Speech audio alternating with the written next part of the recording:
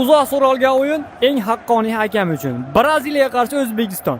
O'zbeklar aytdi, "Roro" dedi, "Biz oddiy to'pda o'ynay olmaymiz" dedi. "Davay Braziliya bilan tennis to'pda o'ynaymiz" dedi. "Davay Eldor aka, bosing aka. Chotdan qo'ldiraman qildingiz-ku, qani bosing."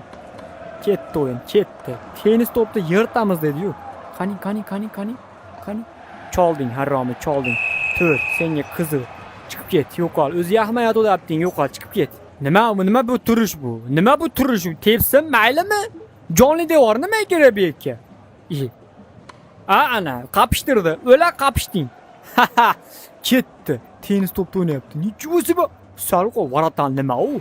Pantera emasmi Varatan? Varatalga qizil beramiz o. O'ng tomondan 9-raqamli futbolistimiz harakat qilishni boshlayapti. Dribling bilan. Varatal to'sib, qanot to'sding sen ey? Mushi emasmi? Yiling seni? Yil. Yo. Oxir zamon keldimi? Mo toshqadan tushdi.